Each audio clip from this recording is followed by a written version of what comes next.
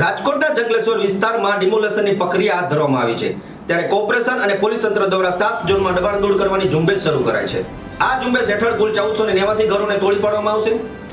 ત્યારે અધિકારીઓનો કાફલો હિટાચી મશીનો, જેસીબી, ટ્રેક્ટર અને અન્ય ભારે સાધનો સાથે સવારે સ્થળ પર પહોંચ્યા હતા અને આ ચુસ્ત પોલીસ બંદોબસ્ત વચ્ચે ડિમોલેશન પ્રક્રિયા શરૂ થઈ હતી।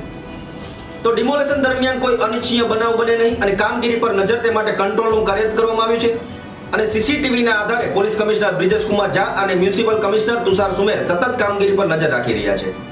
હાલમાં જંગલેશ્વર વિસ્તાર જે છે ભક્તિનગર પોલીસ સ્ટેશનમાં આજી નદીના કિનારે પેરેલલી આવેલો છે। એમાં ટીપી રોડ અને આઈડેન્ટિફાઈડ જે રાજકોટ મ્યુનિસિપલ કોર્પોરેશન દ્વારા ડિમોલિશનની આખી પ્રોસેસ ચાલી રહી છે।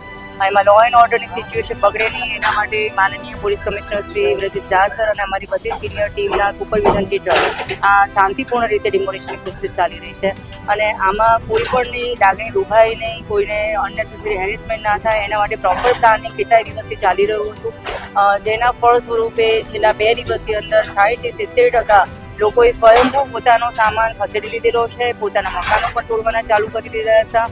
40% જેટલું ડેબ્રિજ પણ એ લોકોએ હટાવેલું હતું પોતાની જાતે। અને આજે પણ માહોલ એ રીતનો છે કે અમારી ફાયરની ટીમ, મેડિકલ ટીમ, ડ્રોન સર્વેલન્સથી માંડીને સોશિયલ મીડિયા મોનિટરિંગ બધું ચાલી રહ્યું છે, પરંતુ કોઈ જગ્યાએ કોઈ રેઝિસ્ટ કર્યું હોય, અનનેસેસરી ખલેલ પહોંચાડી હોય એવા કોઈ બનાવો બનેલા નથી।